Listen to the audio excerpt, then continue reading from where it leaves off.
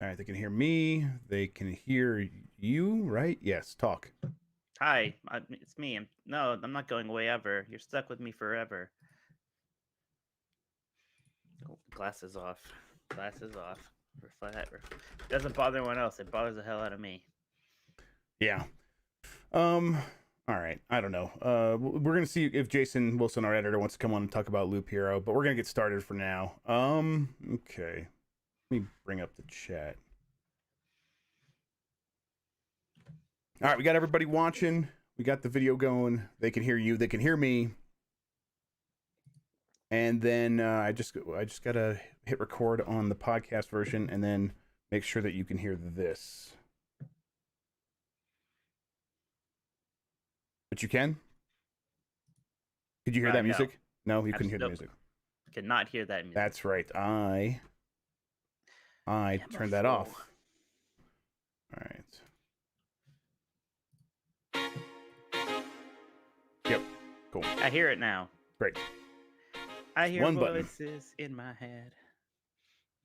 They counsel me. Okay. So if Jason's going to join, we're going to have him just with audio and not with video, because I don't want to do it. It's too much work. Okay. And if he joins, he's going to join just in the middle, everybody, so just be prepared. We'll figure that out as we get to it. Okay. I got a Coke Zero today, not a beer. This is too early. A little bit too early. Yes. You're recording at the time I normally record at. So yeah. I'm not an alcoholic or anything. All right, let's get going. Let's do this. Let's start. All right. I'm just going to do the... Oh, wait. I got to get this one. Okay, I'm ready. 5, 4, 3, 2... I'm sorry, hang on. Where's the record button on this thing now? They moved it. I'm like sitting there trying to find it as I'm like counting down. Wow. Waiting for everyone to join the room. Oh, he's in the green room? Do I have to let him in? Is this thing that... It looks like Jason's trying to join. That's what it is. They're not even going to let me record. Yeah, he's in a green room.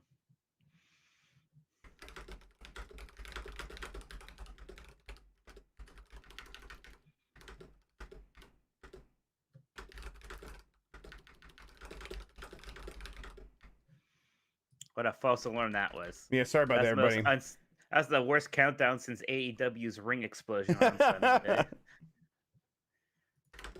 Man, well, what did they have they addressed that yet? Have they like? Yeah, I mean, you know, they're trying, but like, what can you do? I just kind of want to move on from it. Like, it was embarrassing and bad. It was embarrassing bad. And no one feels good about it.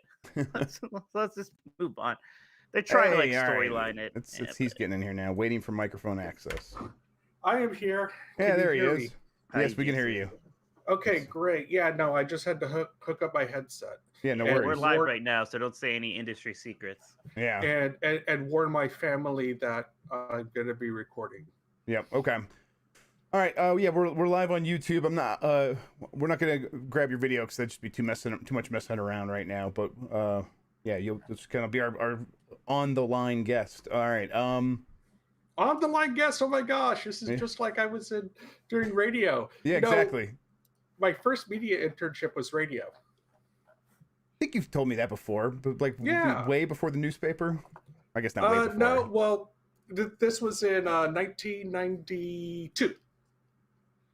I won't tell you what I was in 92. I was 9. You don't know. No, and I was doing college paper, of course, but this was a college internship, and I was at a radio station, and it was the local station in Santa Rosa, KSRO, doing news.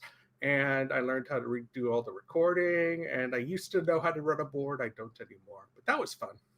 We'll introduce Jason as we get started here, everybody in chat. Mike, could you share a link to the YouTube? Well, you know what? I got it right here. I'll put it in the Slack. Mike, Jason, if you want to read along with chat live on YouTube as we're going, that is right there. It's that link there in Slack. Okay. We don't respond to everything the chat says. They have to pay for our real attention. Yeah, every once in a while. We do the super chat questions. Is how we actually take questions. Yes, all right. Because see, we're only in it for the money. That's right. All right, I am gonna get started. You guys good to go? Yeah, I am. I'm already looking at the chat. Yeah. All right. Perfect. All right. I'm gonna do the countdown. I'm gonna hit the record, and you'll hear music, and then we'll go. All right. 5. It'll be funny if I. Oh. What's that, Jason? Never mind. Sorry. All right. 5, 4, 3.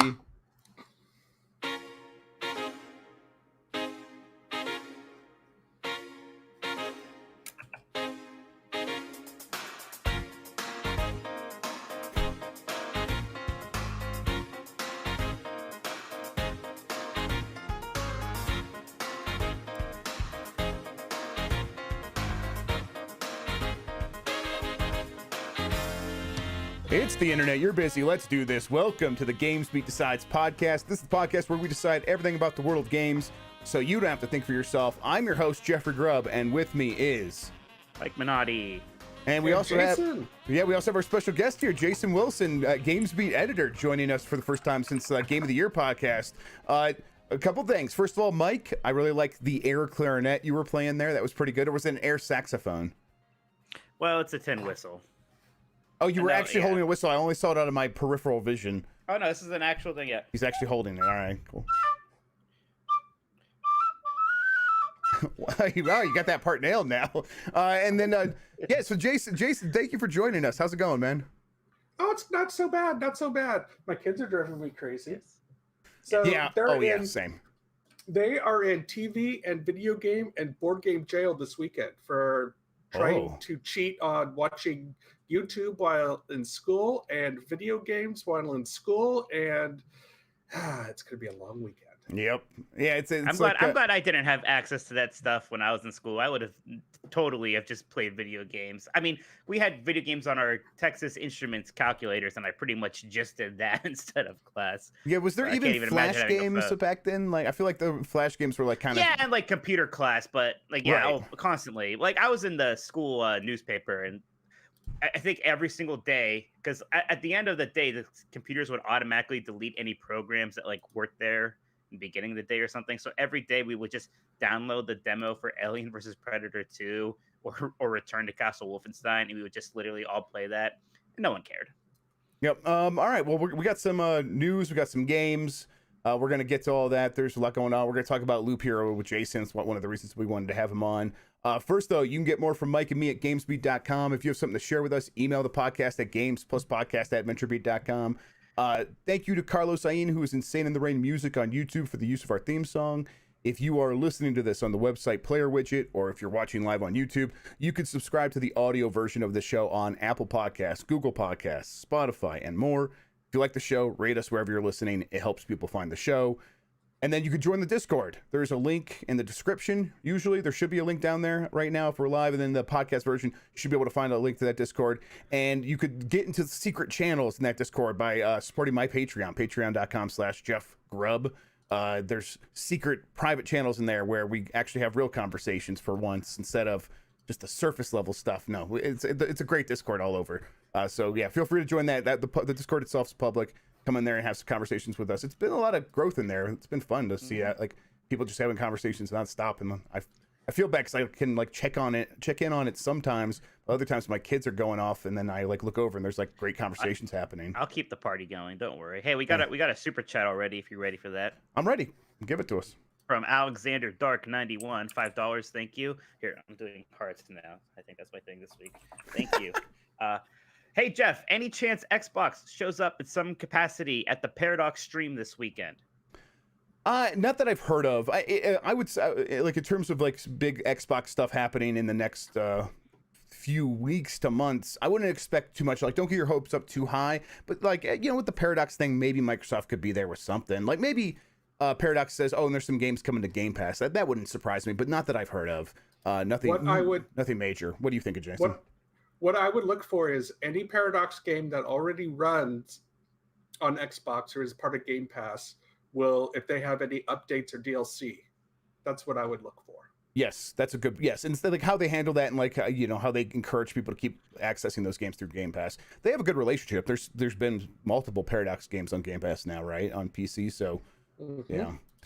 Hey, we got a $5 Canadian from Jared Helder. There you go. Here's a heart for you. New Super Mario Brothers is kind of lame. In Mario Maker 2, there is a 2D version of the 3D Mario, a 3D world style. Do you think we might see a 2D Mario in this style? We talk a lot about what we think the next 2D Mario game is going to look like, and I think we both assume they're going to have to do something that gets away from the new Super Mario style. I don't even know if that 2D version of 3D world is enough. Yeah, I think it's got to be weirder than that. Yeah, I mean, I really hope not. I'm right there with Mike. If they do another 2D Mario, I want them just to go really out there with the art style. I think that's where that series needs to go, right? Like they've done Mario Maker, and you could kind of do crazy stuff in terms of making levels, and none of the levels that Nintendo's going to make are going to get crazier than what you can do in Mario Maker. So, add some gimmicks, but really the gimmick I want is make it like almost an animated version of the manual from older Mario games. I want it to look exactly like the live action segments from the Mario cartoon show. Yeah, I want it to be an FMV game. So, yes, so FMV Mike, game. it's funny you say that because my kids love that cartoon. It's amazing how much staying power that has so many years ago. My kids like it too. Good stuff. Yeah. That's good stuff. Man, everybody wants a Mikey Hart. Here we go. Ross Hitchcock with $5. There's yours. Look at that. I'll put it nice and close for you. When's the next Halo trailer and multiplayer news? I'm gonna say I think probably E3. E3. I think E3. I don't think they're gonna do it before that, right? It's gotta be no, because I don't think they're gonna do any kind of small thing. There's gonna be a pretty big one. It's gonna be when we get the actual release date. Isn't that? I was just thinking yesterday. Like, that's a game that could have been out for what, like 5 months by now? Yeah, 4 or 5 months. If all had gone according to plan, which is insane to think about. Yeah, and I just think that E3 is the right time for this, right? Because Microsoft's going to want to have a big showcase then. And now they have Bethesda, but Bethesda's still going to be separate. Maybe it's a doubleheader, as I've been reporting. But Microsoft itself, like from Xbox Game Studios that we've classically known as the studios that comprise that, they're probably going to still be in pretty early production on a lot of the big games that they've announced so far. We're probably not going to get much from Fable. We're probably not going to get much from Perfect Dark. Jason, make sure you mute when you're typing because it's Gosh, dang it! Yeah, it's okay. It happens. Every time, Jason. And so a lot of those games that we're all looking forward to that like sound exciting, sound like they could be a big deal. I mean, if those show up at E3, they'll still kind of be really in early. We won't see much more teaser trailers, if anything. So they're going to want to make a big deal out of the games they can show, and they're going to want to do it all at this one time during this like June event probably. Halo and multiplayer will be there, and they'll probably do news like, oh, maybe the multiplayer test will come up soon. They'll probably talk about that kind of stuff. What were you going to say, Jason? I was thinking, I think Microsoft might have a bigger presence at E3 with its event than we imagined, because there's going to be so much going on. Like, okay, you got Bethesda, what are you going to show us now? Mm-hmm. And you got all these new studios, what are you going to show us? And we do have games in work from Obsidian. We have games we know in work from InXile. We have games that are in work with the other internal studios. So I don't know. I think it's going to be a kind of a big show, and I do expect Halo to get a real big presence. Yeah. As a side thing, I started playing the original Halo a couple weeks ago over again, and I can't believe I've forgotten just how well designed those levels are. Yeah, that game still holds up. Except for the really library, well. Right? Was that the one everyone hated? The library where yes, that's the one everyone hates. Forever? Yeah. But yeah, I haven't gotten back still there a fun yet. game. That's like towards the end. Oh, hey, $5 from Jake Baldino. See, man, Jake, thanks, Jake. No wonder people get OnlyFans. This is easy. Throw a heart up, get money. He just says coffee. I don't drink coffee. I'm like the weirdest writer ever. I get my caffeine from Pop. Yeah, I do espresso. We have an espresso machine that my wife got me for. Well, I didn't know that you were a fancy jerk. I'm a fancy lad. Please get it right. Lad. We don't say lad anymore. That was like a 2016 thing. I'm bringing it back. How can you live with no coffee? And yet you drink Coke Zero. I love Coke Zero. Well, I think the real issue is just that I'm a big sweaty man, and coffee just makes me sweat more. Yeah. So now he's like, drink iced coffee. I don't want to. So there. I'm glad we have the espresso machine. Although I still also drink like energy drinks too, because I'm a garbage person. See, I also like had anxiety problems the past week, so I don't like real high amounts of caffeine. So I usually need downers to get through the day, aside from my precious Coke Zero. Yeah, he's the if you need a hit up for barbiturates, he still has some somehow, Mike Minotti. So very surprising. Right. Should we get to the news? Yeah, nobody else wants a heart, I guess. So and they can always interrupt whenever they want. Thanks for those super chats, y'all. That was nice. Okay, so I wanted to start with NPD. Just kind of go over that. Not like a lot of things that we need to call out, except for maybe on the hardware side. I think the hardware is doing very well. But just to go over the charts real quick, Super Mario 3D World was #1 without including any digital sales. So impressive on its own, but kind of I think what we would expect from a month where there weren't many other huge releases. And then Super Mario 3D World, plus Bowser's Fury is number 2 already for the year, again without digital. Do you think this has already outsold the Wii U version? I think maybe, yes. Isn't that nuts? Yeah. That wouldn't be hard. Yeah, it wouldn't be hard, but it'd still be like really fast. But it seems like that's what's on track. I mean, you include digital, probably. Yeah, probably. Yeah. Yeah. It's a good thing, huh? Like, it's funny because this was such a almost like it was already kind of like one of the lesser talked about or known Mario games, and it feels like nope, that's done now. Now everyone's played it. We're happy. Yep. Yeah. I mean, I'm glad. I mean, I really loved this game when it first came out. I was really happy to have it again, and it seems like there was a lot of buzz for it, and it took off for real. One game that everyone seemed to be really happy that was so high on the chart, Persona 5 Strikers, number 3 on the sales chart. What do you think? Is that right for that game, or is that pretty high even? I think it's probably right, but also like really good, and it's a reminder that this is a Persona is a big deal franchise in the West now. It's been growing pretty steadily. I mean, Persona 5 did really well, Royal did well, and this seems like the highest I remember a Persona game charting, unless I'm wrong. And again, the only other real big game this month was the Mario thing, so that helped quite a bit. Well, it also helps that this might be one of the best adaptations of the whole Muso type game. Because I think it feels more like you're exploring dungeons than you are just going around and fighting a bunch of things as you did in, say, the Dragon Quest version. It's really almost Persona 5 2 is what I called it. I don't like Muso games, but I like this a lot because it's really just Persona 5, but instead of turn-based combat, it's like Kingdom Hearts combat. So it's great. The word of mouth was good. Basically, anybody who liked Persona 5 had every reason in the world to grab this, and it was also on Switch, so it was on more platforms. Right. Like most of these things are just PlayStation 5. I mean, we don't know, but do you think it outsold, like it sold better on Switch than it did on PlayStation? No, because you'd have to imagine that most Persona 5s are still on PlayStation, right? Like that's where they're playing. So I'm sure Switch helped. You see, Atlas had a survey go. It's like, which games would you like to see on other platforms? Like stuff like Persona 5 was on there. Like, do you need a survey for this? Like, if I ever found out that there's not some kind of contractual reason why Persona 5 isn't on Switch, it's gonna blow me away. Because unless they legally can't do it, the fact that they just haven't is the craziest thing going on in gaming right now. So it's funny, I put Etrian Odyssey, of course, in that survey. And no, we haven't forgotten Bravely Default 2. I just started it last night, Cyber RB25. Yeah, I've been playing it. I'm going to talk. I mean, that did come out last month, huh? That came out February 26th, so only a couple days. Although you would maybe still hope that it could maybe chart. But again, they probably didn't report. I don't know. Did they report digital for that? Does Nintendo publish it? They did the first one. I don't know if they published this one. And they did. Worldwide. It's a niche game. Let's face it. I don't know.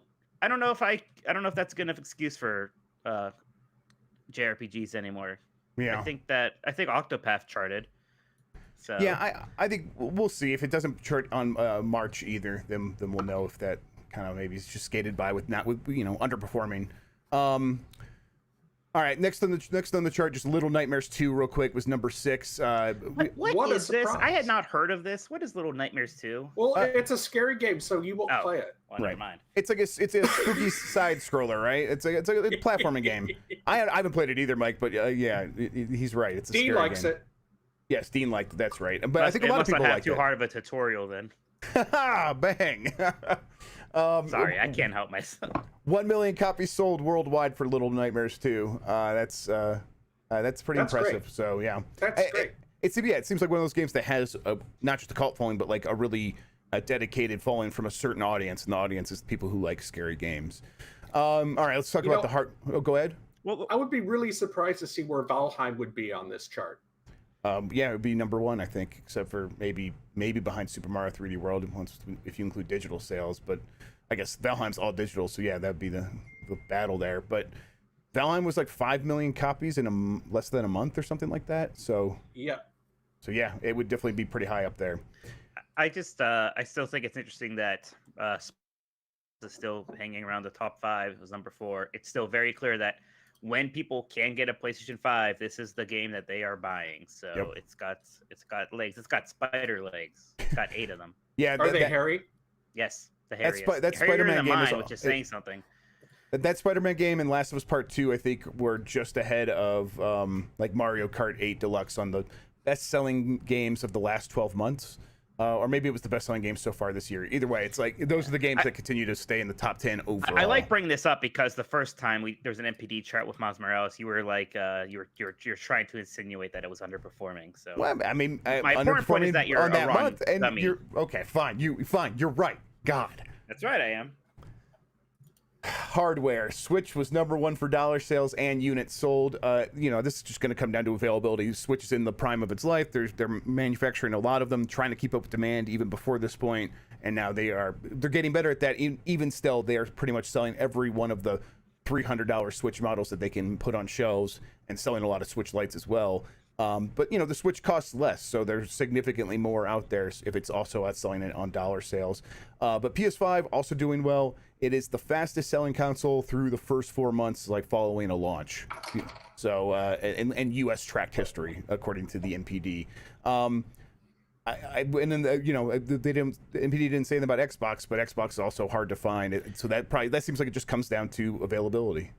Hasn't the Switch now outsold the Nintendo DS? It's now the second best-selling. In terms of dollar sales, console.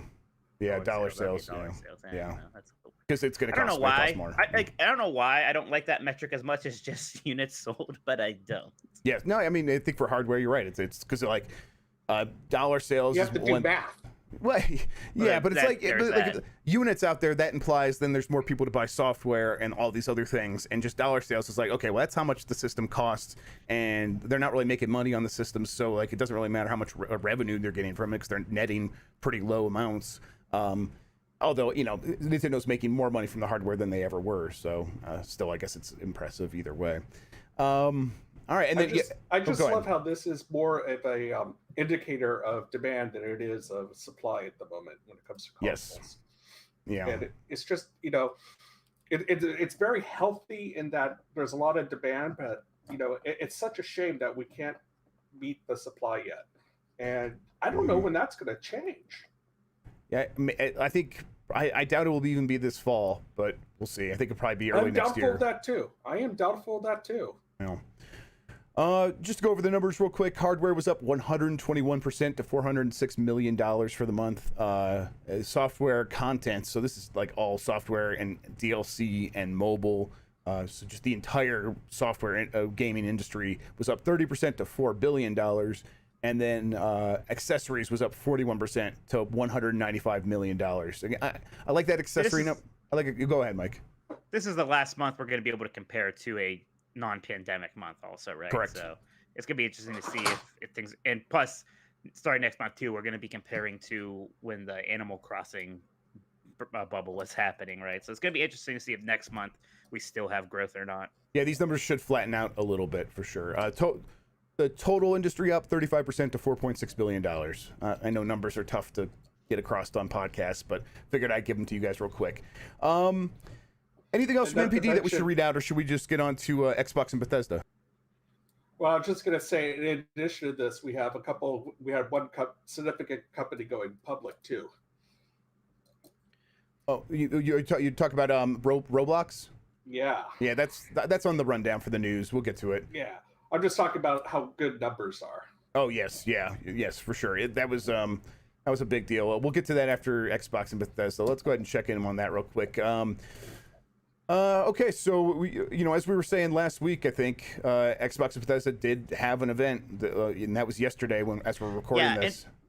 And I wanted to say that just to be clear, Jeff did say that was going to happen for a while. He said the date, and then it did happen. So just to be clear, because I know you, some people are mad at you about Elden Ring thing not happening in March. So I just, I do want to remind people that you are usually right about things. Yeah. And you were still right about Elden Ring news coming, or that it was in development. I guess the news didn't really come as much as a leak did, but yeah, that's a whole thing. I saw your game mess thing. I saw that you were over Elden Ring a bit, even though you're still hiding secret messages about it in your background. I don't know what you're talking about.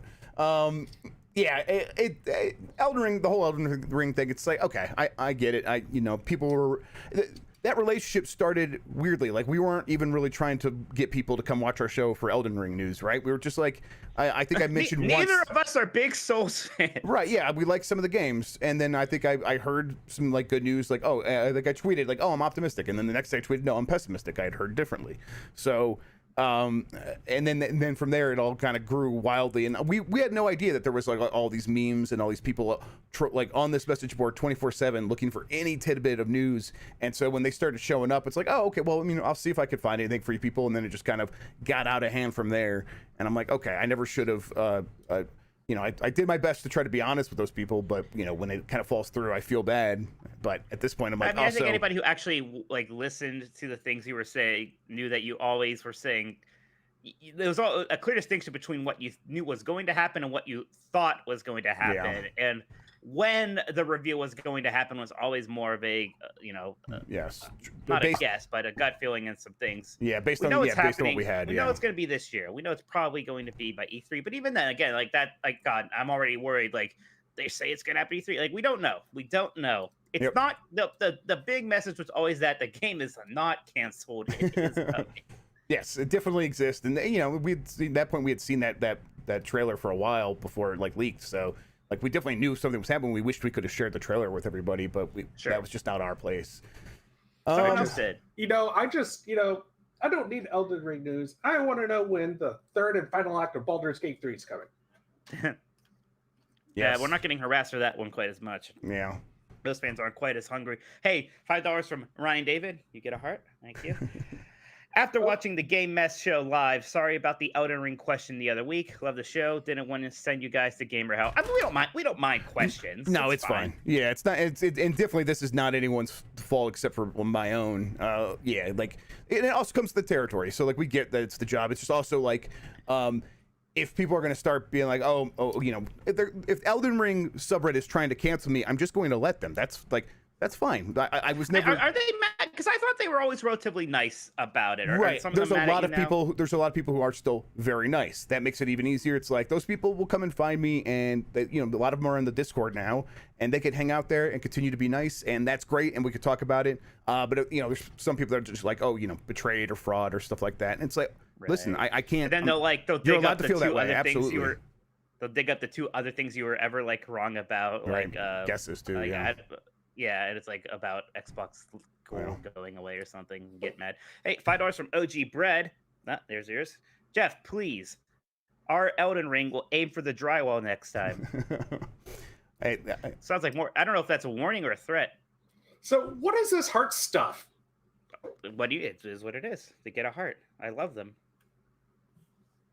You're not this nice to me when we're at work. you don't give them $5 for whenever you want to talk to them. That's true. Yeah. if all of your messages came with $5, all the slacks, you'll get a heart. I send hearts. You get the Pikachu face is what you get, because we added that to our emoji rotation on our work chat. The Arby's logo too. I have the Arby's logo on the emoji thing. That's an important one. We need to put that. We need to put that one in the Discord. I have not checked in with Arby's again to see if they have the Shovel Knight toys. I really need to, but but we're gonna get a huge snowstorm, so probably not gonna get a chance for a week or so. So. Oh man, I finished my Coke Zero early today. There's still a lot of podcasts to do. That's trouble. Well, hey, we're gonna get going. Let's start getting on a roll here. Xbox and Bethesda. Here's the things that I've written down as subheads for this note in the rundown. Phil Spencer said they did the acquisition to bring exclusive games to Game Pass, and then 20 Bethesda games hit Xbox Game Pass. He addressed the exclusive questions in the video, and I thought he did a pretty good job, but boy, the conversation just won't go away. I mean, it is, I don't know, it is a little nuts to me how many people still are kind of Pikachu facing, right? Like the fact that the video games that Microsoft is now paying for are going to be exclusive to its platforms. Yeah, It is surprising when people are. I And I think- can understand being maybe upset, maybe being disappointed, but the amount of people who are like in a fervor over that. I it's a think it little is nuts. worth noting, though, that don't forget, if you have a game that's already on an older platform or a PlayStation platform, and it's got DLC that's still coming, like say Elder Scrolls Online, that DLC will still be coming. I think Elder Scrolls Online in Fallout 76 will probably that content for that stuff. I'm sure will probably just be on all the platforms going forward. But also, like those are probably gonna be the last major service games that Bethesda makes for a long time. That's clearly not what Microsoft bought them for. Yep. Hang on, let me turn to my background noise filter because the kids have arrived. Hi guys. All right. Go play. So what I want to know is, are we going to get another Skyrim package? Yeah, I What do mean, you mean package? The Elder Scrolls Skyrim Xbox Game Pass edition. yeah. Well, they're gonna sell that on store shelves, but they might find another way to sell that to us again. But I mean, I wouldn't put anything past them at this point to get that game on store shelves once more. Let me just say that, like, I think with in terms of the exclusive question and Phil Spencer, he definitely left the door open for something to happen. But I will be surprised the way he framed it. I will be surprised if Starfield and Elder Scrolls 6 are on PlayStation. I will be surprised. I guess that could still happen, but I'd be very surprised. Hey, crazy Juan with $5. Feel free to skip the heart. Well, now you're really getting a heart. How dare you? Can we start a petition for Microsoft to put Pete Hines at the head of future Xbox Microsoft shows / presentations?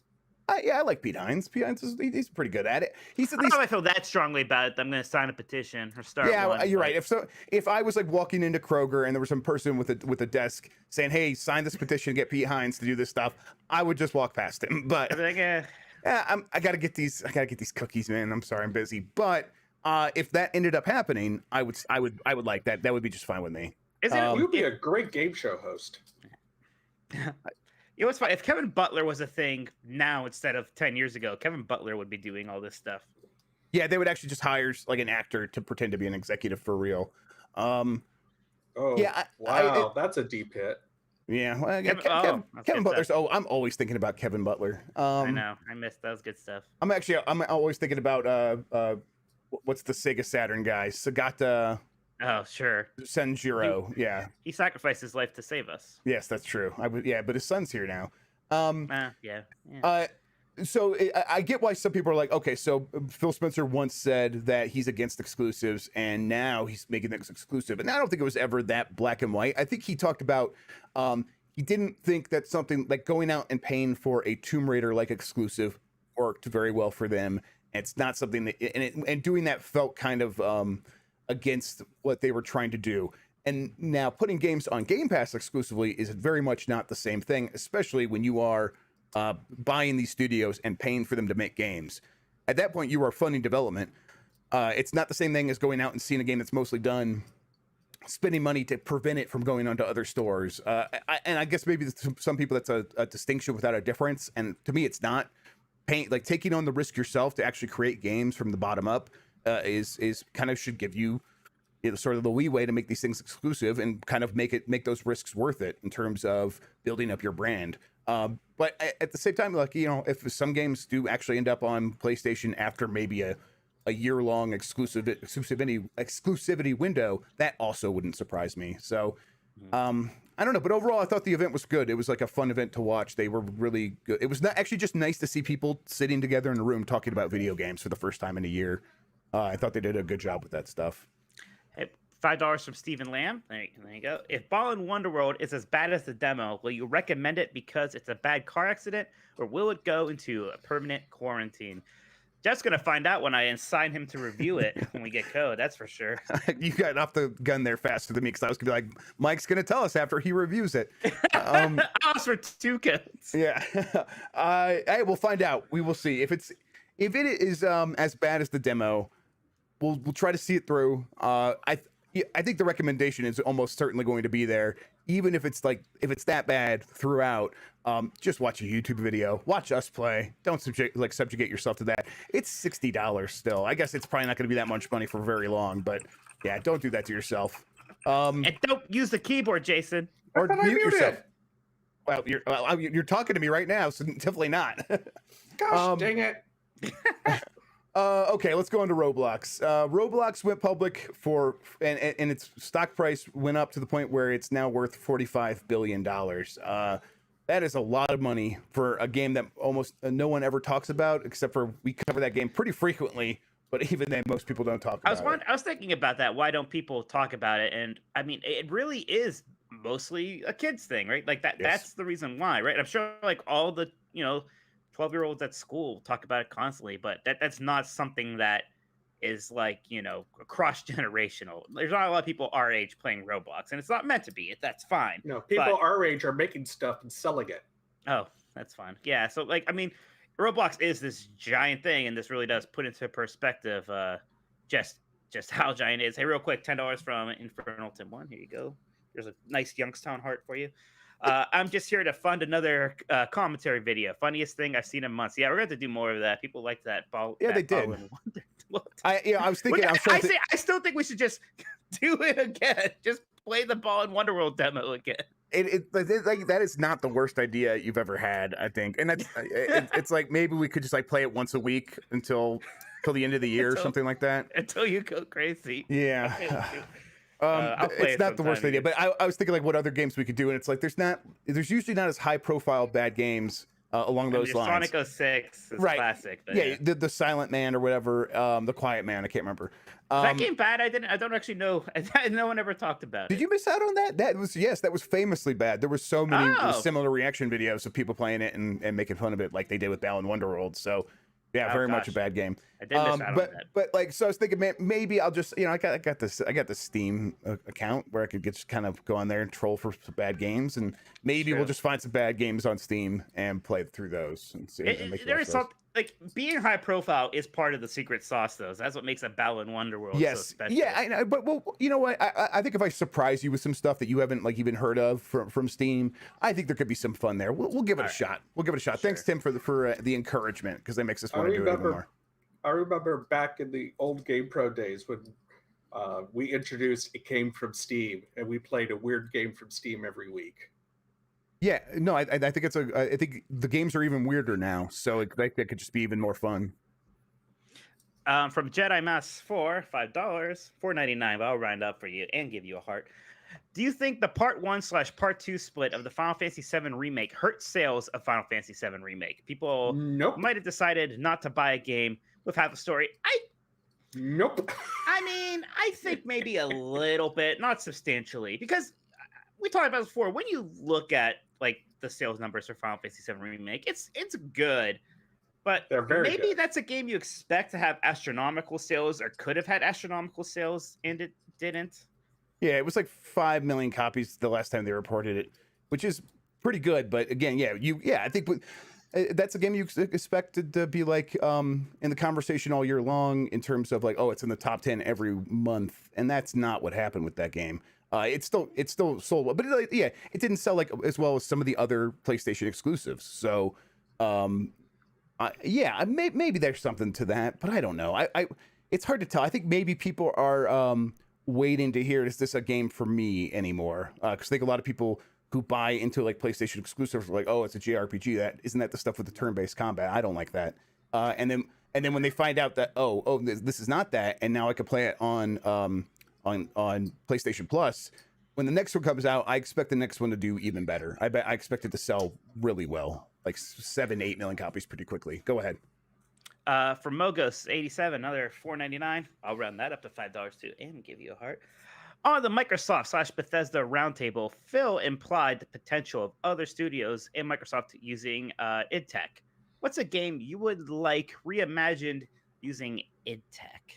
Halo. Huh.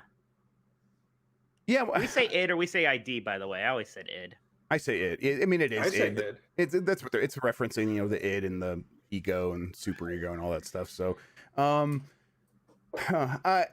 it's hard for me to pull. Yeah, I mean, like, hey, like, isn't that the game that, like, it's like, what's a Microsoft game that could use like even better tech? I mean, maybe and I guess Sea of Halo Thieves could use some graphical boosts, right? Like something like that. Yeah, but it's like Sea of Thieves, like you go there for the water, right? The water tech is not going to be that much better. I guess I don't need a game reimagined. I just want them to use something like id Tech for their ideas going forward, because id Tech I think the id Tech games are I use Doom like frequently as my example of games actually don't need to look much better than Doom 2016, and that game runs great on everything. It's so good it can even run on Switch pretty well, and you have to turn down the graphics somewhat, but it runs pretty well. But like when you get it on anything that's even like an Xbox One or a PlayStation 4, those games, it runs really great on there and it looks fantastic. And if this is your baseline, that's great for games because they honestly don't need to look much better than that. Yeah, Kaiser Rusam just beat me to it. He said Crimson Skies. Yeah, just make a Crimson. Oh, that's Skies a good call. That's a good one. That'd be great. Future Frenzy. Yeah, because it's very machine based, right? It's all so yeah. Like just get some good graphics engine in there. So EP Miaukazi, excuse me, suggests State of Decay, and I'm wondering if State of Decay could run on id Tech with its more RPG features. Yeah, I see. I mean, that's like out of my wheelhouse, my area of expertise. Like visually, yeah, of course, but like, would the id Tech have the framework to support like all the background stuff happening, or would they have to build that? And I guess we'll have to see how they decide to implement this stuff. But making an option for every single one of these developers under the Microsoft banner, that's exciting to me. I think that's pretty cool stuff. $5 from Lucius Augustus. There you go. Man, look, see. I'm making the money working now. Yeah. How about that? Now we know what people want. They Shake want your my money love. makers, Mike. Yeah. They want my love, and it is for sale, baby. What's first? Fallout New Vegas remaster, Fallout 5, or a new isometric Fallout in the style of Wasteland or OG Fallout? I think that the last one's never going to happen. I don't think they're going to do a new. I think Fallout 5 would be first because Obsidian doesn't remaster games, and even with the additional hires they've made, they're working on a lot of stuff. I don't think they would be able to remaster it, and I don't think you're going to outsource that to someone else. And why make isometric Fallout? We could just make more Wasteland. Yeah, so I don't see either of those. I see Fallout 5 happening first. Yeah. Yeah, Fallout 5 is what Microsoft wants. This is correct. They put New Vegas on Game Pass. That's probably good enough for that. That game doesn't need to be remastered anytime super soon. Yeah, right. I think that's like it's in the cards, but I think you're right. I think Fallout 5 first, and then if you remaster Fallout 5, if you're going to remaster New Vegas, you're probably going to do that based off of the Fallout 5 tech, anyways, right? So you kind of have to make Fallout 5 first. Like, what are you going to use as the basis? Fallout 4? Then it's still going to just look bad. $5 from Hunter Smith. There you go. Quake 1 reboot with 9 Inch Nails soundtrack. That is all. Wow. I like it. Yeah, give it to me. Yeah, yes, that's right. Microsoft and Xbox owns Quake now. Yeah, Quake. That's the one I think about it a lot because it's kind of fallen through the cracks because Quake is not very relevant right now. But like someday, Microsoft's going to make a new Quake game. Yeah. Microsoft doesn't have anything in that niche either. Yeah, not really. Arena shooters, not. Well, the problem is arena shooters in general aren't popular right now. So. If you revive Quake, you don't want to just turn it into like a Halo because you have Halo. So what do you do with it? So it might be a while until we see them do something with Quake. But at some point, they're gonna remember they own Quake. And do something there. Quake could be adapted to a team shooter or to a battle royale or something like Apex Legends with not a lot of trouble. Yeah. I'm just nostalgic, and I want just like. Quake 3 Arena, but that's probably not in the cards. Let's knock out some of these other news stories real quick, and then if we get any other super chats, we'll get them after the news. Okay, so I am Pablo. What was that? Oh yeah, Jason's on the show. Yeah, he's right here. Say hi, Jason. Say hi to Pablo. Hi. Okay, so Teenage Mutant Ninja Turtles: Shredder's Revenge from .emu and Tribute Games, looking really good. Looking awesome. Okay, I was gonna ask how you feeling about this, Mike. You think it looks good? I'm in such a beat 'em up craze lately, thanks to Streets of Rage 4 and River City Girls. Yeah. And I was the prototypical 90s kid who loved Teenage Mutant Ninja Turtles, and I loved Turtles in Time, right? That was, just one of the best games you could play at the arcade or on the Super Nintendo. And I was just thinking, remember they remade Turtles in Time or something for Xbox 360, and it was with 3D models. Thank God we're out of that era mostly, where now it's like, no, let's make a new game with gorgeous pixel art, and it looks fantastic. What? So, man, I have a little story to tell here. Do you? Well, you both know what California Extreme is. Oh yeah. So it's a great big show of people who own a bunch of old arcade games, and they bring them over to a hotel conference room. Well, 3 or 4 of them actually, and you pay X amount of money to come in, and all the games are free to play. So my kids and we found the original Teenage Mutant Ninja Turtles, and we played that for an hour, and they hooted and they hollered and they laughed and they rolled, and they had so much fun playing it. And these were kids who had never been exposed to Teenage Mutant Ninja Turtles before, and they had such a great time. And I can't wait. And when you say that it's timeless, yes, good games like this do live on. Yeah, and I mean that arcade machine, isn't it just the kind of thing like kids see it and they're attracted to the characters and the colors, and then they get on there and they play it, and it's this fun 4-player game. 15-year-olds are attracted to April O'Neil on the side. Yeah, exactly. Yeah, those dirty perverts, right? Yeah. I'm very excited about this, and it's like really it has me looking at one of those arcade 1-up machines again, and I'm like, oh, I should have bought them when they were cheap, but they're pretty expensive now.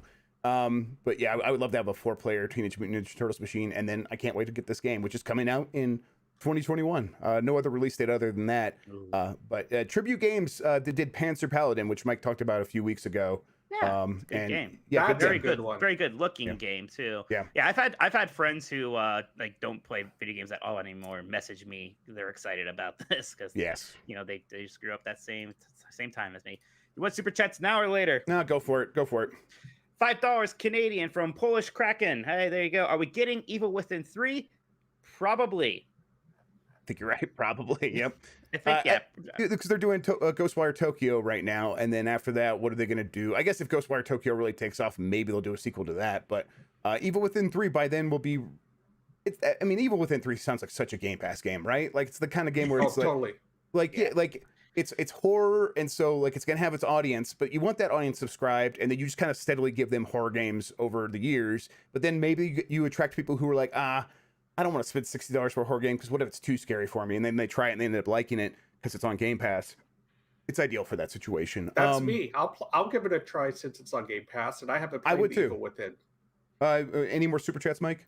Yes, just one more from Alexander Dark 91, $2, man, which I only give half a heart for. No, you get a full heart, Mike. Come on. Quake 2 RTX on Game Pass, please. I agree with that. Yep, I agree too. Yeah, that'd be great. Okay, so then next news story: Germany has a bill that would limit the sales of games with loot boxes to adults who are 18 years or older. Is this a problem anymore? It's just not a problem anymore. But like it was like to the top, like it got voted to the top of the R Games subreddit. So it's a problem in mobile still. It's a problem, right? Yeah. Yeah, it's a good point. It's a problem in mobile. I think it's just people like who are those FIFA games, right? That's the ones that they're going to be talking about. Supercards or whatever. Yes, FIFA Ultimate Team. But really, it's people. It's people without kids. And people, because like if you I think the ESA, when they started talking about like, okay, we're gonna put the warning if there's loot boxes in a game, they like said explicitly, no one with kids was asking us to do this. No adult with children actually raising those children cared. But we still heard a lot of people complaining about it. And it's like, oh, all these people who actually buy the loot boxes who wish they like could like make it illegal so they don't have to buy these games with loot boxes. Those were the ones complaining. But yeah, like I'm so over this because it's like it's just not in the stuff that it never really bothered me that much, and it feels like we're over. It feels like developers are moving away from it. But if you are like the few games where it's still a problem, yeah, sure. I mean, the developers are going to just have to change it anyhow, so that's fine. Go for it, Germany. My issue with it is I think the loot boxes for sports games really limit the design and limits what they do with it because the emphasis is just on that. Yeah, I mean, yes, I think you're right, but it's like I would worry personally, like, would I even get an NHL game if they weren't making money from loot boxes? But I don't know. I guess we'll find out. And really, if they can't make it work, then don't make it work. Maybe someone else will pick up the license, and then there'll be more competition. I don't know, but I just don't have my hopes up that like this is going to solve a lot of problems, or they won't find some other creative way to part people from their money. Let's see. I'm thinking I'm gonna drop some of these stories. Like there were a bunch of Bungie employees tweeting Bungie today and yesterday, and people were like, "Hey, what's going on? Why is everyone at Bungie so excited? Is there some big news?" And so one of the employees is just like, "Oh no, they give us a 3-day weekend, so probably not any news. They're probably not. They're just happy to not be working on Halo Infinite, yes. Yeah, but or whatever they're working. Oh, Bungie. Bungie doesn't work on Halo anymore. What's said about that is how rarely stuff like that happens in the game industry Yeah. to show the overwork and the crunch. Yeah, I mean, I don't think you're wrong. Dying Light 2 is going to get a development update next week, so we're going to hear what's going on with that game. That's going to be, I think, on Wednesday. So they are promoting this and saying, hey, you can find out early if you join our Discord. So I don't think it's going to be all bad news, but that game has had some issues. I think it got delayed a few times. One of its writers was a sex pest, and so yeah, it's been having some issues. Maybe they figured it out. Maybe that game's coming soon. So didn't Techland also get some recent criticism for its working practices? That was Techland. Yeah, it was like a toxic environment. I think I don't have the details, so I don't want to speak out of turn too much. But I want to know why Mike is walking a thin line right now, Rithik. Oh, probably because I thought that Bungie was still making Halo games for a second. I misspoke. You're like everyone does that all the time, though. I feel like, yeah. Or maybe it's because I'm just too.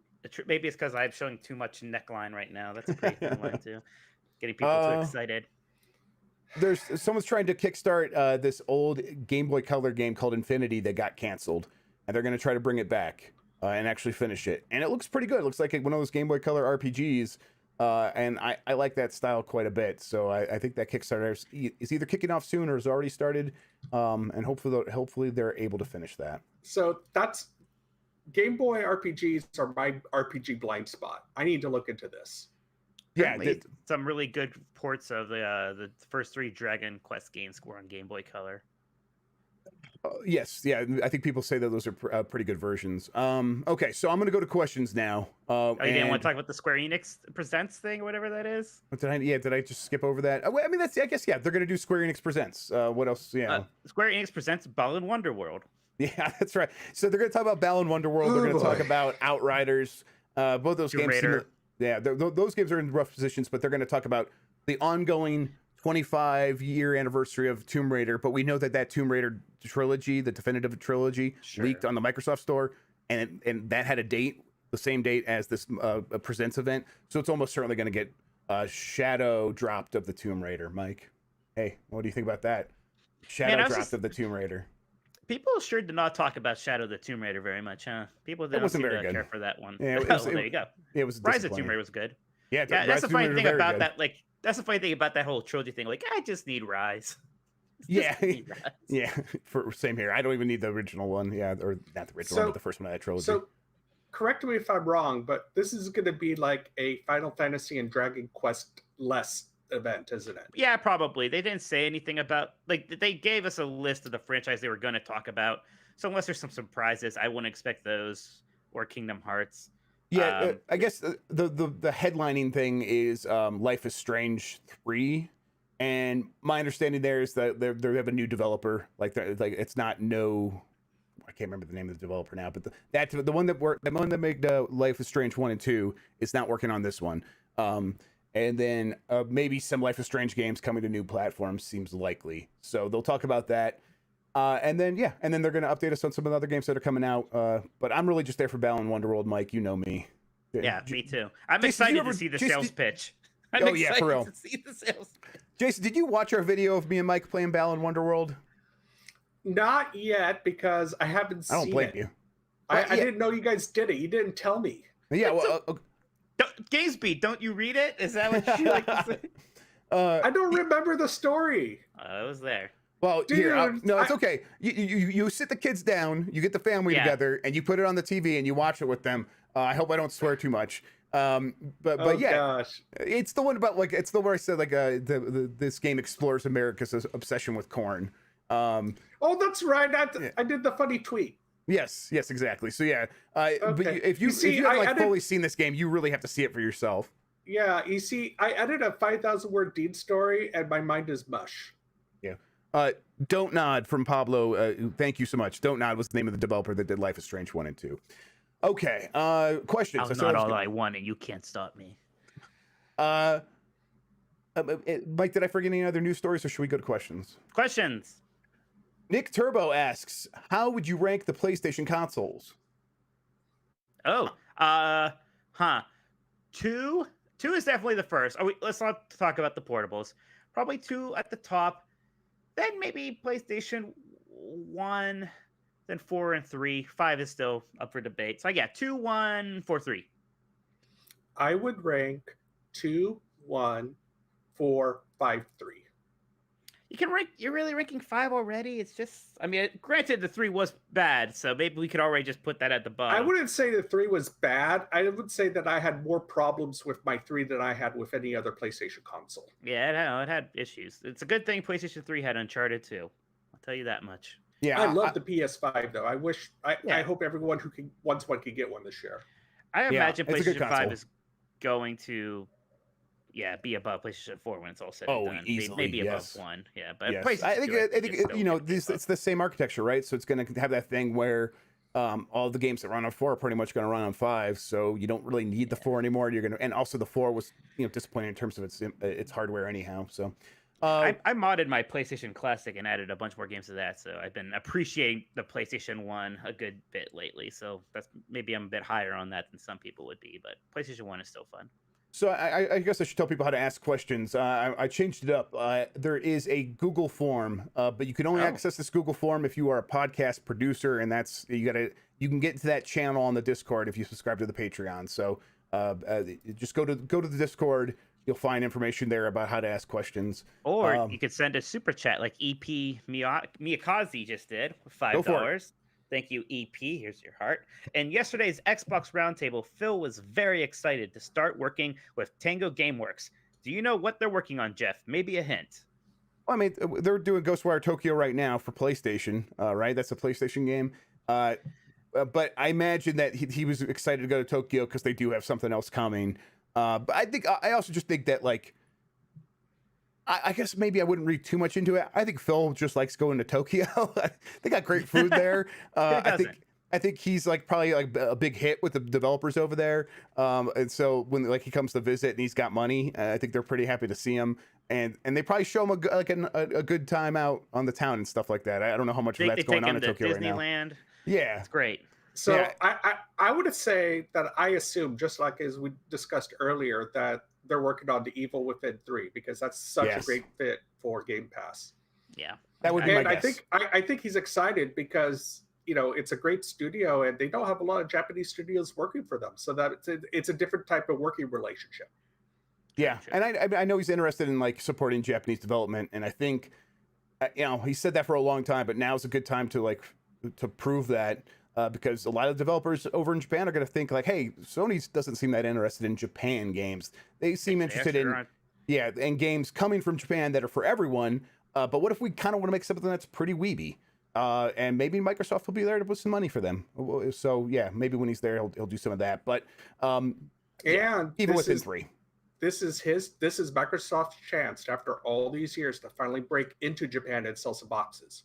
Yeah, I don't even know if that's gonna ever really happen. No, because now Japan is just kind of anti-consoles anymore. Right, they just buy the Switch. So, yeah, but buy the Switch and mobile and whatever. But yeah, but even if they don't sell boxes, they could still sell those games, right? And those games could sell because there's a ton of weebs everywhere now. There's more weebs than ever. xCloud. Yeah. Is cloud gaming a thing in Japan? I can't remember. It must be because that's those first cloud games that hit the Switch were all just Japan only. Right. So yeah. And they're it's a small country with good infrastructure, so I bet they have pretty good internet speed. What was that, Jason? I was going to say South Korea and Japan will be the places where it takes off first. Yeah, they'll have wall-to-wall 5G before anyone else. Absolutely. Mm-hmm. Darius Diggs with $5. Wait, did Jeff just say that they have something else coming from Tokyo? Phil said he has been trying to break into the Japan market for some time now. I was just saying that Phil really wants to, and I think there's a good opportunity. But no, I'm not confirming that there's something else coming from Tokyo. You still have to imagine they're dumb acquisitions for a little bit here. I mean, they keep saying that they're not. So at least whenever anyone asks them directly, they're like, "Hey, we're always open to it." Maybe something like that. But I don't know, because I brought this up on a podcast earlier this week that I was on. If you have money in the bank right now, it's bad because interest rates are so low. Inflation could happen, and so all that money that's sitting there it's not just not making much money for them in interest. It could start losing money and losing value, and so spending that on an acquisition would almost be a better fit than just holding on to it and putting it into government bonds, which are also not paying very much. Yeah, And acquiring a studio and putting things on Game Pass means acquiring new people who might leave a Sony or a Nintendo console and play on Game Pass. Yeah. Hey, $5 from Carmos1970. Heart. Just got my Xbox Series X from Walmart. Had to buy the Yay! combo with Game Pass. Bit disappointed so far.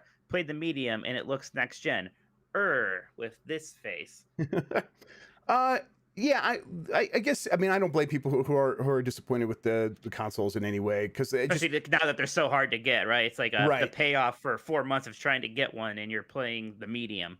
Yeah, I would just say, really do kind of look back right now. Your games are going to run better than ever.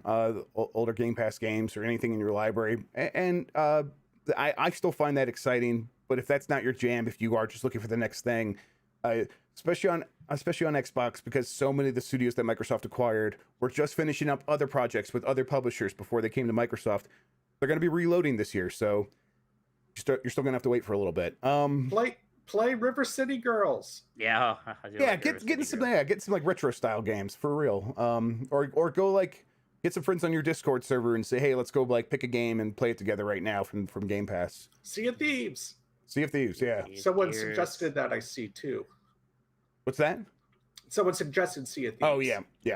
I always want to get back into Sea of Thieves. All right, so I got a bunch from Nick Turbo here in the question bucket here. So let's just let's see if we can find another good one from him.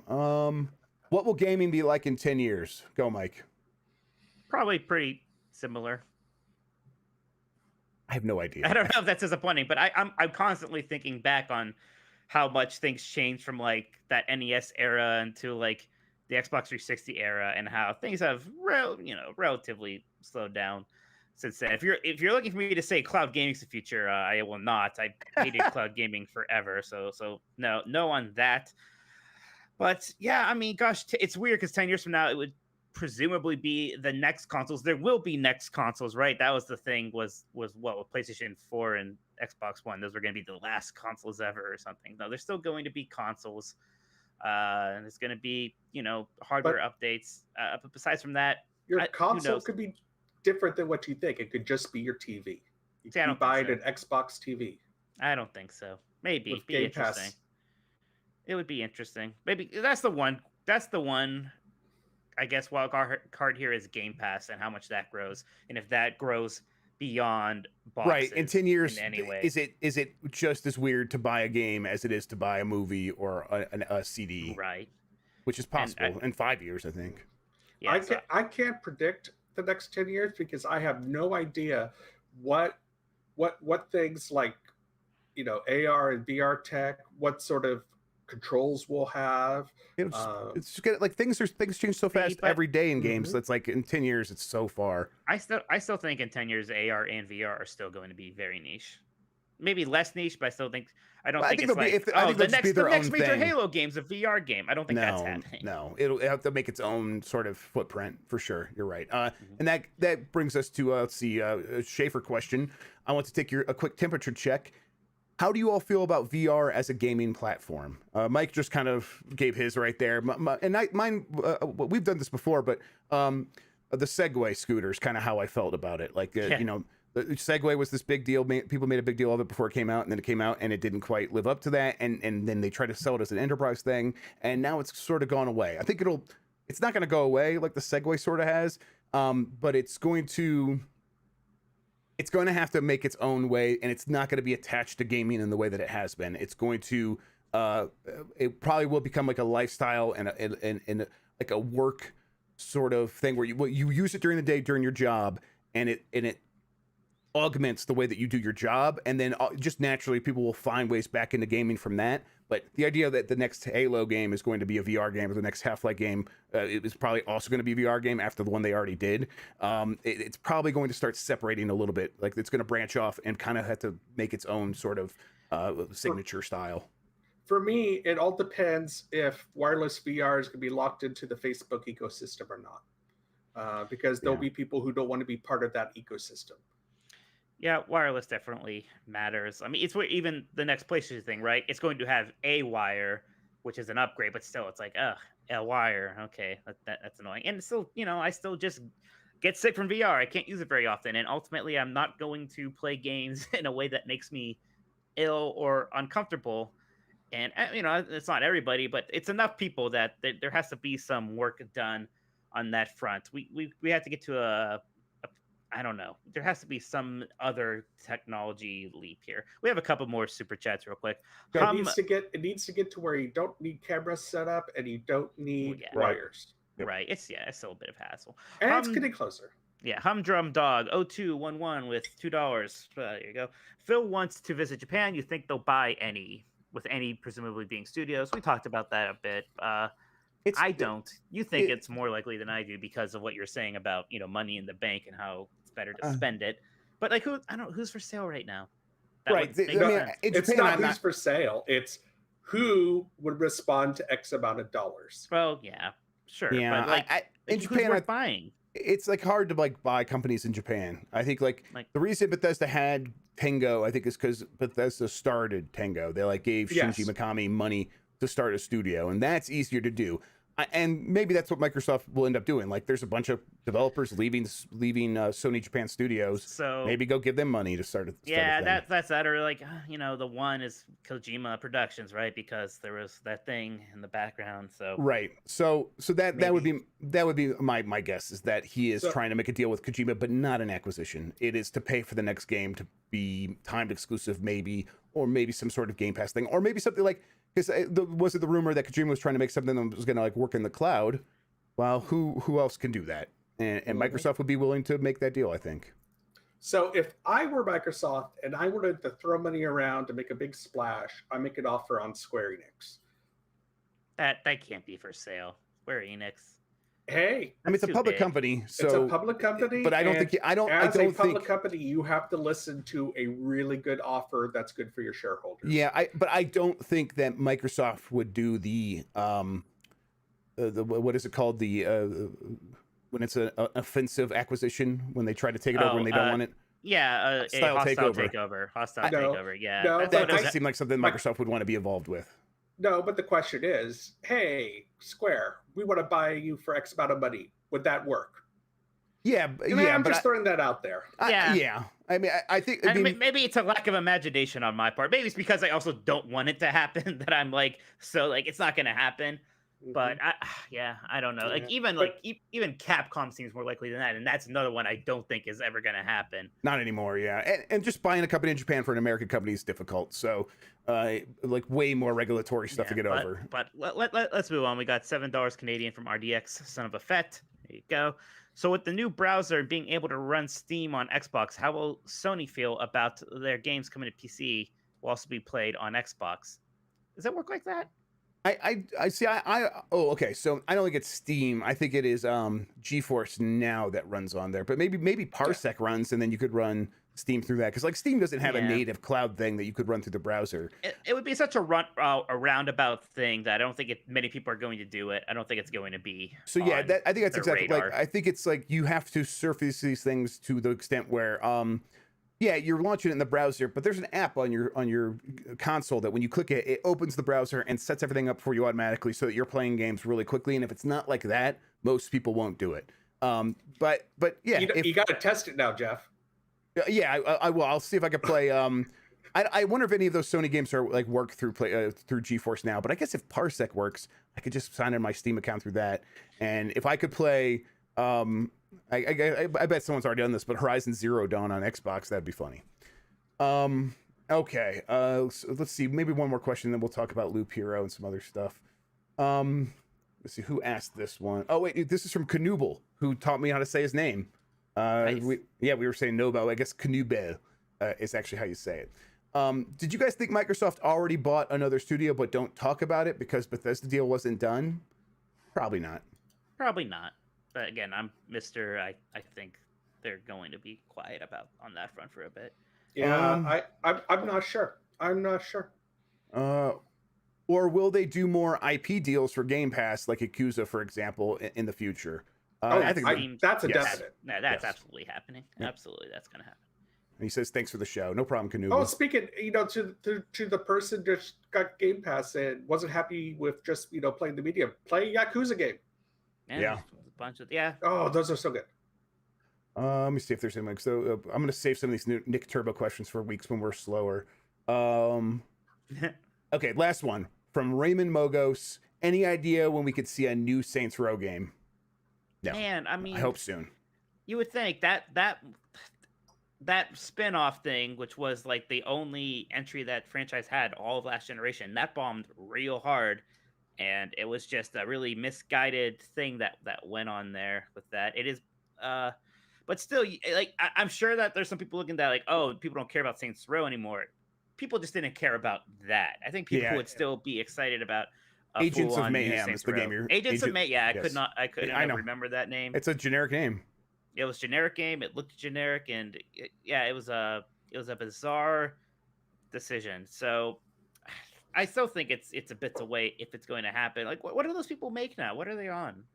I mean, they're definitely one of the companies that got acquired by Embracer. So I don't know, but I think the rumor's always been they're making the next Saints Row. I think they might even have said that explicitly. So I hope it's soon, but I guess my guess right now would be 2022. So hopefully that's soon, maybe even sooner, but probably not. Okay. Hey, let's talk about what we've been playing. Let me get back to the rundown here. Yeah, Jason, tell me about Loop Hero. I just started playing it the 20 minutes before one of the e-learning sessions I had today, and I could already tell, like, I think I might be into this. But let me tell you what I think it is, from what I've played. So it's kind of like, it's an auto-battling dungeon crawler thing, and most of the gameplay comes down to deciding how to use your weapons and then how to plan out the map strategically. But I don't know if there's much more beyond that because I've only just started. So tell me about this game. Okay, so Loop Hero is from a Russian developer called Four Quarters, and it's published by Devolver Digital, and it's on PC. And right now, to me, it's like a good coffee blend.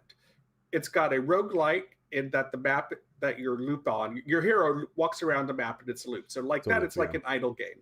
And when you fight, you don't get to influence the combat in any other way by just your build, what weapons you're using, what armor you're using, et cetera, et cetera. And so you carry some of that progression along with your map. It's a deck builder in how you set up your terrain. Your terrain are cards, and you get it up to 12. And so the terrain spouts resources that you use to build your camp, and it spouts locations that put out monsters too. So you get to decide, okay, these are kind of monsters I want to fight. And it's an RPG in how you juggle all this together, building your character by classes, juggling the numbers, the gear you use, how you build your camp. Your camp is built like a little city builder, and you place where you want to put everything. And those give you bonuses or more resources. So it's fascinating. And as this loop goes by and as you build, you get to a point where you've rebuilt the world enough that the evil lich who destroyed the world comes, you fight him, and then you can either go back to camp if you beat it, or you can loop around again and get more resources to rebuild everything. So it's a loop upon a loop upon a loop, basically, about how all this stuff intermixes. And it's fascinating. And what I'm really loving about it is its sense of discovery, because I'm purposely not checking any subreddits for it or wikis or guides. So I'm learning how these tiles work together as you place things. Like, for example, right, you have your village where you walk through and you can get healed and then get some items or resources. But if you put a vampire mansion next to the village, it first turns into a ransacked village, and after 3 loops of fighting ghouls in that ransacked village, it turns into a court land, and that gives you better resources and better gear when you walk through it, and better healing. I'm okay. So what you've described right there. So this is where I realized, oh no, I think I have the itch to keep playing this real bad, but I had to go to the e-learning session. So I put down, I think it was like a treasury, and I put it down. I didn't know what was going to happen. I didn't even know what I was doing. So I was placing it on the map, and you place it around the loop. The characters go around the loop, and there's all this open space, and you get these cards, and then you place the stuff on the map. And so I placed the treasury, and I did a couple loops, and I'm like, wait, I forgot about this thing. What is this thing even doing? So I finally hovered over it and read the text that I should have read right away, and it's like, oh, it gives you a special bonus items whenever you place something adjacent to it. And I'd placed nothing adjacent to it. So I'm like, oh man, and my character really needed to retreat. So I didn't get to play with it, but it's like, okay, so if this is what the game is, where I'm doing these loops and there's these stuff happening, but as I get these new like terrain cards, I will discover new ways that they interact with other things, so that the basic gameplay changes a lot over time. I could really see I see why so many people are praising this game and saying, "Oh, I couldn't stop playing it," because it's the kind of thing I could see myself playing for hours, because I want to see what the next interaction is going to be between these various cards. So to be clear, this game has nothing to do with Guitar Hero. No. All right. I can't say that for sure, Mike. There's no way anyone could possibly know that. It's got a cool soundtrack, and I wish I knew who did it, because I saw some folks talking about some of their previous work. I think someone included me on a tweet with the person that did it. I'll have to see if I can find it and retweet it. But I think Devolver's been tweeting about the music, so we'll have to check that out. But it is very good music. So, yeah. So like you take that treasury and you you got a meadow, and the meadow gives you a basic resource. But if you put the meadow next to a treasury, it turns into a blossoming meadow, and it gives you 2 resources. See, okay, yeah. See that's right there. I love that, and it's like. So it's very much like, I guess it's like board game elements almost, but it's like it has the more complicated elements that you could bring in when it's a video game. And then and the other part of the game is just like equipment manager, like you're just managing your equipment on your character, and like you would in any other roguelike or a Diablo-like. Yeah. So how much time have you spent with it? Have you are you like one of these people who can't put it down? I've played it. So I started it Friday, and I've played 16 hours so far. Oh, okay. I've been playing it every day, and I'm really into it. And this is supplanted Valheim as my PC game of choice at the moment, because I've been playing a lot of Valheim before that, and I feel awful because I didn't get this game. I didn't get it when it was pitched. I didn't get it when I watched it, but when I finally sat down to play it, it was like, ooh. I really like this, because one thing it really reminds me of is that soothing feeling I get from playing Civ, where I can make it go at my speed, and you can pause it to have a planning time to where you want to put everything, and it is so relaxing in the way that a Civ or an idle game could be. But at the same time, it's very strategic in how you put everything, just like a good idle game or a Civ is. And so I'm loving it. I've unlocked 1 class. I beat the Lich once, so I've now got this bunch of new terrain and new places to put. And I'm really looking forward to it. But it's not for everyone, and it's gonna be one of those games where you're gonna have a hard time envisioning what it is unless you really pay attention to what's going on in a video. Yeah, that's exactly how I feel. I'm like, I think I get people are praising this. I'm having a hard time parsing how they are describing it.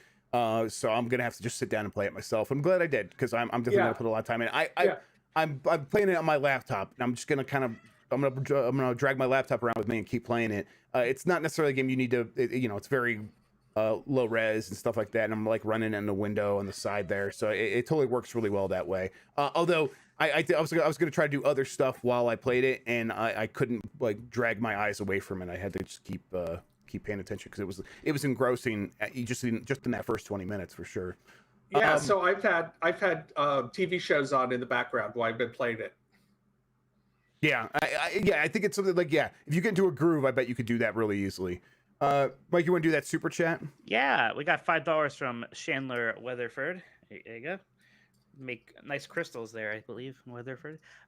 Given Atlas included Xbox in its yearly survey, do you guys think Xbox would use Game Pass as a way of introducing games like Persona, similar to Yakuza? I mean, I wish, again, it's like, why not with Persona on more platforms? And yeah, if you got, Persona 4 Golden and Persona 5 Royal and Persona 5 the Muso one. Wait, not Scramble. That's what it's called in Japan. Persona Strikers. Yes. Strikers. Yeah, man, I reviewed that game and liked it. I couldn't remember the name. That would make a lot of sense, and that would probably help Game Pass quite a bit. But again, there's some reason, whether it's a stubborn executive or like a contract or whatever, that some of these Persona games are only on PlayStation platforms. Yeah, I wouldn't be surprised if that's the way it goes, though. If somehow these games start getting out to other platforms, if on Xbox, like Persona they do ports, and Persona 3 ends up on Game Pass first, and then they eventually bring 4 and 5. That'd be Persona cool. 3 You've would got to take some remember work. too that it's not Yes. just Atlas; it's Atlas West. Yeah. And it's not just Exceed; it's Exceed as America with deals for other countries, and it's not just when you're dealing with Japanese companies, you usually have an American or Western or a European branch. So there's deals upon deals. Yeah, If I but was it's like Microsoft other and I companies figure wanted- it out, right? Like other companies figure it Yeah. out, so it's always frustrating when this company seems to just let that get in the way. If I was Microsoft and I was looking to get like a JRPG franchise on Game Pass, I would maybe make an overture to the Trails in the Sky or Trails of Cold Steel. Yeah, that's a good more call. You're specifically, right. That's a people, really like, that would get those 4 games. get on them there. get That would those make on sense. there. Start building up that audience, and that if you do that, that's like goodwill to that RPG audience as well. Don't So they, is the Tales of Vesperia Definitive Edition on Game Pass? I can't remember. I don't remember. It should be. That would make sense too. The Tale. But yeah. Okay, so Jason, I'm gonna play more Loop Hero, and I'm gonna talk to you about it some more in our Slack. And I haven't downloaded. I need to start it. We'll It's talk gonna I about wish it. I wish it was on it's gonna be Switch, the but I'm gonna lead- play it. Like I said, I'm yeah. playing on my laptop. So It'll be a great game on Switch. It's the lead item on my column that's going to run on Sunday. okay, great. Yeah, so if people are interested in that, check back on GameSpeed this weekend. Yeah, and I talked a little bit to one of the developers. Oh, awesome. Okay, but very good. That's one of the games I was playing. I also started Spiritfarer on the Switch, and Spiritfarer seems like a very good game, and I plan to put more time into it, but I only kind of just started it. But the first time I started it, it was like right when it came out, and I bounced off of it really quickly for some reason, and now I'm definitely into it. It's like this management sim where you play as Karen, you don't play as Karen, you take over the job that Karen had, the boat driver of the Boat of the Damned or Right. whatever. And yeah, I'm Yeah, it's into really the style. good 2D art. Yes, Really good it's 2D really art. beautiful. Yes, Yeah, and the I music's played it like at chill. Yeah, I remember. played it at a conference somewhere, and it was great. I have it downloaded from Game Pass because it is on Game Pass, and absolutely want to get around to it. Yep. But that does it for what I've been playing, Mike. So tell me, why is Final Fantasy 14 Game of the Year? Are you serious? Oh my gosh, I keep playing. Oh, I played so much. I'm talking about 7-hour play sessions on some days this past week, Jeff. I was playing so much Final Fantasy 14. I wish I could go back to that tier list we did. I got to get it in that top tier now. The other game I'm playing right now is embargoed, so I can't talk about it. Oh, I have one of those too. But- Jefferson Steelflex says Tales of Vesperia is on Game Pass. Okay, I thought Thank you, it Jefferson. was. I wanted to make sure, but I finally caught up on the main story quest, so like I'm actually good there. I'm caught up for the first time since that game came out whenever ago, like 2013 was when a Realm Reborn launched, I think, something like that. It's just so much fun. It looks so good. The story is so surprisingly good for an MMO. The class design is great. Like now, because your one character can learn all of the jobs. Like now on that same character that I love, I'm learning how to be a red mage. And a red mage in this game is basically if Zoro can use magic. Like you literally even make the Z with your sword for your one. It's so much fun. And I'm leveling up a healer class. And there's all these things I can do. Because like so much of the content is evergreen. Like a few years ago, they released a raid based off of Final Fantasy 12. And I could still access that and do the little story quest around it and get some cool gear from there. And oh gosh, just I don't want to make it about how it's better than World of Warcraft, but there's all these little things like, this is so much better than what I was doing in World of Warcraft. Are you still? And I'm in playing World of Ultros, Warcraft? Chester. I'm in Ultros. I dropped off of World of Warcraft pretty hard, I think a few weeks ago. And then when they announced the new Final Fantasy 14 expansion, Endwalker, was when I wanted to get back into it. And once I got back into it a bit, I got back into it really hard and have been just playing a ton. So, the past Mike, few weeks. I like playing MMOs when I could play it as a solo player. I don't like playing with other people. This is the most solo player friendly MMO I can think of. It's basically like just playing a big single player RPG, except every once in a while, like with the main story quest, you have to queue up to do a dungeon, and you do have to deal with other people, but the people are very friendly, and as long as you're not trying to tank or healer them, you're going to be able to get through those with the help of people. And then let's do a checkup on Bravely Default 2. How are you feeling about this one? Well, man, yeah, so I did start this when it came out. I'm not playing it too much right now because there's an embargoed game that I'm reviewing. And I was liking it. I like Bravely Default 1 and Bravely 2nd a lot, and I was enjoying Bravely Default 2. I was kind of nervous about it because I just wasn't vibing with that demo or just some of the things. But when I'm playing it, I'm like, oh yeah, this is a lot of fun. It's still, I still like that job system a lot. It's still satisfying for me to go out and grind for jobs. I will say 5 hours in, so I'm not super far, but there is something about it that is not like, it's not remarkable. In fact, last week I forgot to talk about it. I should have talked about it last week because I was playing it and I kind of just forgot. So there might be something to that. I'm hoping that there's something special about it that kind of stands out to me in a bit, but we'll see. I'm going to be reviewing this other game for I think at least another week, so it's going to be a little bit before I get back to it. Mike, I plan on playing it every night for the next week. So how about I jump back on here again next week and we can talk more about it. I've put a couple hours into it, and so far, it's exactly what I thought it would be: comforting. It is comforting, yeah. And I play it at night too, and that's what I like. And I like putting it on. I like farming my job points and all that stuff. Right now, I want to be Matthias. Wait, who's Matthias? He's the guy who just said I'm eating a burrito. Oh. It's getting close to lunchtime. I thought you were talking about a Bravely Default 2 character, to be clear. No. I've been ill all week. I haven't eaten anything more interesting than soup. Oh, you poor man. Mike, how about this? Let's read this super chat. See if anyone else wants to send any other super chats, and then we'll get out of here. All right. Yeah, we got £5. I believe that's pounds, not euros, from Faisal. That's a pound. Yeah, Faisal 007. Here you go. Guys, if you want your heart, you're running out of time. I have a confession and an apology to Jeff. I doubted the 11th of March Microsoft thing. In the end, turned out great, and I'm excited for Mikami. Hey, well, I mean, I just want you to remember this feeling of being wrong and just, carry it with you for the rest of your life. No, thank you for saying that. That was really nice, and thank you for the super chat. I really should never have put Elden Ring on the list, because everything else I put on the Games Mess list, I confirm, and so it's like if it's on there, it's going to happen. And things have been delayed. Usually, I'm the one also who reports the delays, and people get mad about that sometimes. Usually, people are like, "Okay, yeah, it just got delayed." But if it's on the list, I was able to confirm it. So that March 11th thing, yeah, I was happy that it happened. Go ahead. I already yelled at you for not knowing that the Final Fantasy Festival is just a Final Fantasy 14 thing. See, I put them on the list. I don't know what's gonna happen. I don't care about them. I don't care about these things. But like a future game show, I honestly don't know what that is at all. I should look into that. I guess you know what. Here's one thing, Faisal, because you said that so nice. That March 26th Xbox event that's starting to go around. Just had a story about it. Just cording over at Windows Central. And he wasn't sure if it was like something people should get their expectations up for, their hopes up for. And I will say that there's definitely not going to be any like big first party announcements there, but there might be like some smaller games. They might talk about games in some way. So like, there you go. That thing's going to happen. And there's your maybe they'll talk about Psychonauts too. I have a question about the Games Mess. No. Yeah, go ahead. Yeah. So what Elden Ring's there, is it more aspirational or is it just a joke? Oh, on the Game Mess? Yeah, whatever you put Elden Ring there. No, is it like, oh, I'm hoping? No. Or is it like an aspirational thing? Or are you just making fun of yourself at this point?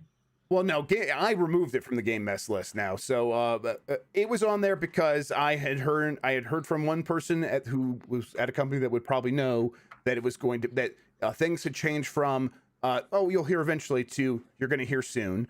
And then some other details there, and then we started getting stuff from, including that trailer, the leaked trailer, and we knew the leaked trailer was old, but some of the stuff that came along with that was like, oh, they're going to be talking about it in probably a February-March timeframe. But I think that's like, that stuff was like all stuff that I was pretty sure about when it was all put together. But if like any one of those pieces got pulled out, and I think a little bit of that when the trailer got out, some of the information about the February-March timeframe was like less certain, and it's like, oh, okay, so maybe all that stuff wasn't quite this perfect puzzle that I had put together, and the timeframe was always kind of like, oh, by E3, that some of the other, like Imran Khan's been saying by E3. I think I agree with that now. So yeah, I removed it from the Games Best list, and I probably won't put it back on there because I don't want to deal with that very much anymore. So, but yeah, hey, listen, I think that was a good show, guys. You guys ready to get out of here? Yep. Yeah, I'm done. I'm done with you. I got no more. I Yeah, have no more hearts to give. Yeah, let's go eat some food. All right, so Jason, why don't you tell people where they can find you on the internet? Well, they can find me at GamesBeat, and they can find me on Twitter at Jason_Wilson, all lowercase. And I pop in here every now and then. And I pop in Retronauts every now and then. Yeah, you did some good Retronauts episodes recently. Yeah, absolutely. Well, it's been a while. It's been a while. Go ahead, Mike. Case sensitive? Is our Twitter handles case sensitive? I don't think so. I don't think so. Who's asking? Someone asking that? What are you talking about? I'm asking because Jason specified it was all lowercase. Oh, okay. I wasn't listening. I do that because there's a lot of Jason Wilsons, Mike. Yeah, but it's not case sensitive. You gotta get that underscore in there for sure. The underscore is important. Yes. Yeah, otherwise you're gonna get the Jason Wilson who covers environmental policy in England. I am impressed that you have just Jason_Wilson as your handle. I could have had Mike no underscore, and you've never said that you've never been impressed by that, Mike. What the hell? Your name is weird. You sound like a bug. Where can people find you on the internet, Mike? Or a old and revered RPG developer. Yeah. Yes, there you go. Yeah. I am Tokoto on Twitter, and you can also find the 90s Disney podcast at 90sdisney.com. And hey, we have another tier list coming out soon about the Tony Hawk's Pro Skater 1+2 levels, and that'll be on the Jeff Grubb YouTube channel. I want you to rename to Jeff Grubb Game Mess, but I'm not your branding manager. I can't tell you what to do. No, I'm going to. I've been I put out the Game Mess show, so yeah, I guess you can find me on Twitter at Jeff Grubb. But I started the Game Mess show on my YouTube, and I think I will. Oh, my kids are mad about it. I will rename probably just the Game Mess or Jeff Grubb's Game Mess. I guess Jeff Grubb's Game Mess probably makes more sense. But if you want to keep, I know that you're vain, so I know you want your name on there. You know what? Yeah, not wrong. Everyone's saying something about Starfield chat. No, there's nothing on Starfield. We got nothing to say about Starfield. Oh, you know what? No, I did have something to say about Starfield. You know what? I did. Yeah, sorry about that. I totally just spaced on that. Starfield. I am. So it's not like something that would go on the Games Mess list for sure. But I'm pretty confident it's going to be at E3. Like that's like. So someone asked like last week. Oh, hey, right after the show, what about Starfield? I'm like, well, I'll save that for the podcast. So I meant to do that here. Well, I'm glad I noticed. Yeah, thank you. I didn't even know there's anything on Starfield. Yeah, I was wondering why everyone was clamoring about it. Like, why is everybody asking about Starfield? So for Starfield, I too am fairly confident that it will be at E3. Cool. All right. Well, now I feel left out. I am also very confident that it's going to be at E3. All my super secret sources say, "Hey, Mike, Starfield at E3 for sure. Don't tell anyone." And I wasn't going to, but you two are already out here, like just dropping bombs. I'll just say that I'm in the 85 to 90% range for that now, and well, I'll be sure to get mad at you later when it doesn't show up. Yes, definitely, and I think it's going to be like the big deal for Bethesda at their showcase. I think it's going to be a big deal. I mean, it makes sense, right? It has to be time to see something substantial about this game by now, right? And so like, does that mean it's like the Fallout 4 release schedule where like they introduced E3 and will release it later this year? I think that's possible. I'm less sure about that, but I think that's a distinct possibility. So yeah. All right. Is there anything else you forgot? Because I want to go. No. Let's get out of here. Thank you for listening, everybody. We really appreciate it. I don't think anywhere. Yeah, just check out the Game Mess show. Let me know what you think of that. Let me know if I need to make any changes. Okay. Until next time, have a good one. Take care of yourself, and goodbye. Bye. Bye.